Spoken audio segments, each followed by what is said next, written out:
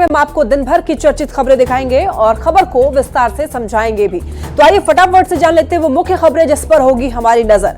आपको पहले शॉर्ट में आज की 4 बड़ी खबरें बता देते हैं और इसके बाद फिर इसे आपको डिटेल में समझाएंगे। तो पहली खबर होगी बिहार में उपचुनाव की जो लड़ाई है वो आपको समझाएंगे और इसके बाद झारखंड में 43 सीटों का संग्राम वो भी आपको समझाएंगे और इसके बाद बटोगे तो कटोगी की सियासत ये भी आपको समझाएंगे और चुनाव के आखिरी दिन प्रचार में क्यों उतरे लालू यादव ये भी आपको आगे समझाएंगे।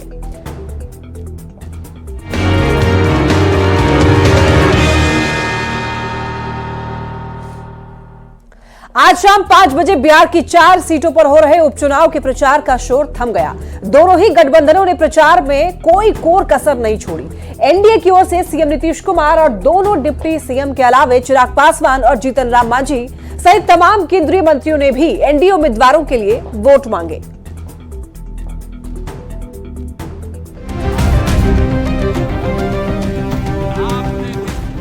दो 2025 के पहले सेमीफाइनल माने जा रहे 4 सीटों के उपचुनाव के प्रचार का शोर सोमवार शाम 5 बजे थम गया। अब सबको 13 नवंबर का इंतजार है जब वोटिंग होगी और इन 4 सीटों के वोटर अपना फैसला ईवीएम में कैद करेंगे। लेकिन उसके पहले दोनों ही गठबंधन के नेताओं ने अपने अपने उम्मीदवारों के पक्ष में जोरदार प्रचार किया।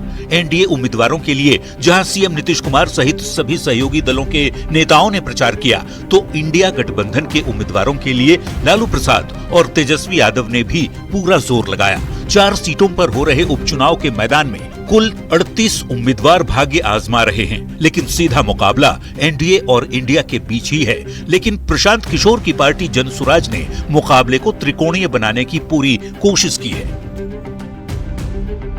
ये अलग बात है कि पार्टी बनने के बाद पहले ही जनसुराज को 4 में से 2 उम्मीदवार बदलने पड़े। वैसे समझने वाली बात यह है, इन 4 सीटों में से 3 सीटें 2020 में महागठबंधन के पास थीं, जबकि मात्र एक गया की सीट ही एनडीए के पास थी, जहां से जीतन राम मांझी जीते थे। ऐसे में ये उपचुनाव तेजस्वी यादव के लिए प्रतिष्ठा का सवाल बन चुका है।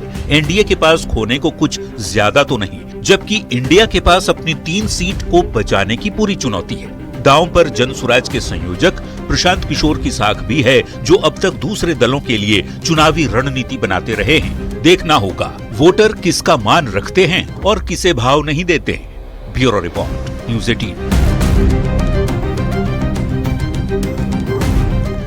तो बिहार में हो रहे उपचुनाव के मायने आपको समझाए, उसके पहले जान लीजिए किन किन सीटों पर उपचुनाव हो रहे हैं। तो ये 4 सीटें हैं तरारी, रामगढ़, बेलागंज और इमामगंज, जहां पर उपचुनाव हो रहे हैं। और देखिए किस सीट पर किससे मुकाबला है, इसे समझने के पहले किस विधानसभा क्षेत्र में कितने वोटर हैं, आइए पहले इसको भी जान लेते हैं।